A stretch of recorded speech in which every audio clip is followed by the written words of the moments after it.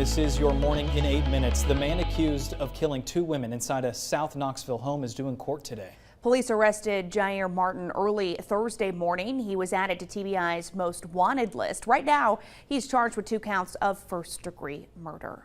And the suspect in last week's deadly shooting and standoff in East Knoxville is also due in court today. Police say 76-year-old John DeLoach shot Chiquenia Livingston from Johnson City at a home on Wilderness Road. He's charged with murder. We'll be in court later today, and later this morning we'll bring you any new details we learn about the case. Right now, KPD is investigating 4 separate murder cases over the past 10 days. Police tell us they're committed to solving the crime issue in Knoxville, pointing to the newly formed homicide unit, which is a group of investigators where their sole role is to work murders and shootings. And the leadership of that team and the men and women working on that team, they're doing tremendous work, and the results really speak for themselves. Police arrested 2 suspects so far. Both were taken into custody on Thursday. A suspect accused of shooting at a Knox County Sheriff's officer Monday morning is now in custody. KCSO says a deputy pulled over Floyd Dalton Jr. for reckless driving on Dry Gap Pike. They say Dalton shot at the deputy and took off. Police found him with an accomplice just inside the Anderson County line. Police say Dalton had several outstanding warrants. More charges are in the works right now. The deputy is not hurt. 3 people are behind bars this morning after a fight involving a machete at a Madisonville motel. It happened at the Town and Country Motel on Highway 411 Saturday night. Officers say when they got there, they found 3 people drunk, 1 covered in blood. They say the 3 got into a fight. It included biting, a machete chase, and a stabbing attempt. Roger Powers, Corey Everett, and Charity Crouch are all charged with assault and public intoxication. And police are investigating this morning after a Kentucky Sheriff's deputy was killed yesterday. The Scott County Sheriff's Office says Deputy Caleb Conley was shot during a traffic stop on I-75. Police say they do have a suspect in custody who could be linked to the shooting. Deputy Conley leaves behind a wife and children. He served the Sheriff's Office for 4 years. And a man from Maryville is now under arrest after a deadly crash over the weekend. Police say 34-year-old William Odom pulled in front of traffic. 33-year-old Aaron Dixon from Rockford died. 2 others are hurt. Officials say Sevierville Road between Keeble Road and Prospect Road will be closed in both directions today between 9 and 10 a.m. as the investigation continues. In new details this morning, 60% of 3rd graders in our state did not pass the cutoff point on TCAP's English section. In Cott County schools, 72% of students scored below the requirement. Parents in East Tennessee are outraged, saying their kids should not have to face summer school based on 1 test. There are a few options for students. There's a multiple choice online retest this week, summer school, and tutoring options for next year. If none of those options work, students will be required to repeat 3rd grade. And with all the drivers on the road this weekend, TDOT wants to make things a little easier for us. From Friday morning to Tuesday, the department will suspend all construction-related lane closures on interstates and state routes. TDOT says you might still see some lane closures for those long-term projects. The University of Tennessee is moving forward with plans to build 3 new multi-use dorms through a public-private partnership. Here's what they'll look like. The University of Tennessee expects all 3 dorms to be completed by 2026. It's going to add more than 4,000 beds to campus. An East Tennessee man fulfilling his lifelong dream this week. Right now, he's at the International Space Station. Knoxville businessman John Schaffner is piloting the SpaceX Dragon for Axiom Space's AX-2 mission.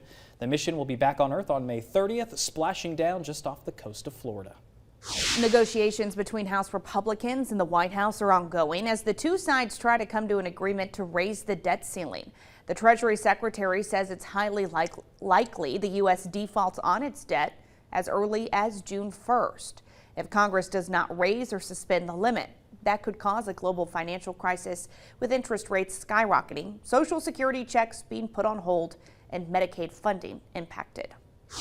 An Idaho judge entered not guilty pleas on behalf of the suspect charged with stabbing 4 college students to death. Brian Koberger chose to stand silent during his court appearance, an uncommon choice that could be part of a broader defense strategy. The prosecutor now has about 2 months to decide if he should face the death penalty. The trial is expected to start in October. We've got a recall alert for you this morning. Nearly 500,000 waffle makers from Empower Brands are now recalled due to a burn hazard.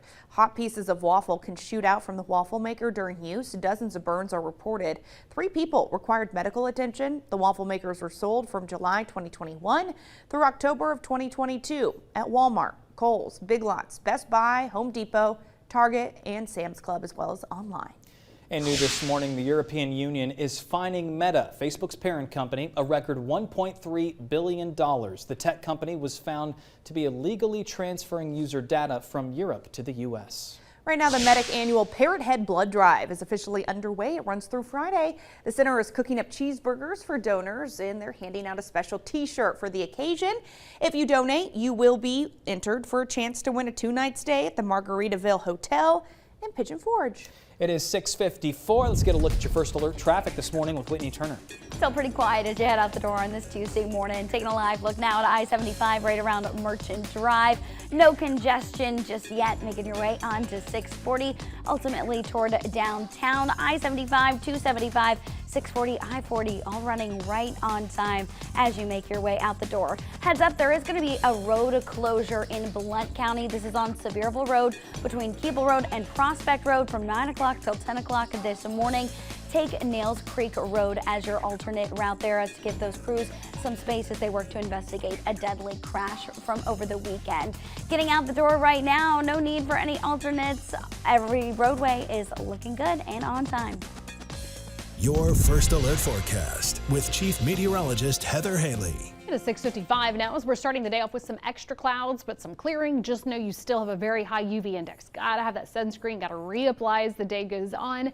With stirring around in the air, we still have moderate air quality. Part of that really comes down to some of the smoke in the atmosphere. Now, the heavier smoke is from wildfires across the north, so it is enough to filter down with that northeasterly wind, but we do have that light smoke, or it looks more hazy. That can make for colorful sunrise, sunset, as well as just filtering out a little bit of that sunlight. We'll keep it down low today. Notice it just steps up slightly for tomorrow, even though it's all sunshine tomorrow. I wanted to point out you will see some of that smoke. For now, it's a mix of that haze and these clouds. We're at 63 in Knoxville along the edge of the thicker clouds, 55 in Williamsburg to 58 Jamestown. Again, a couple sprinkles trying to lift up into McMinn and Monroe, right on track in that first alert futurecast. So we'll watch these clouds stir around this morning, watch them fall back as the day goes on, give us more clearing for your afternoon to evening. That'll put us at 73 at noon with a high today of 81. So I still got to track those stray pop-ups for you today.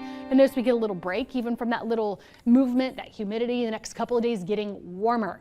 Low to mid 80s really Wednesday and Thursday, returning with some stray to spotty pop-ups Thursday into Memorial Day weekend as well. So we got you covered on that track coming up here on the CW. And we're going to be live at the Knoxville Open starting in our 9 o'clock hour. Just looking at that 8-day, the golfers got to be Sunscreen and yeah, water. Very happy. But yes, hopefully everybody's happy. That is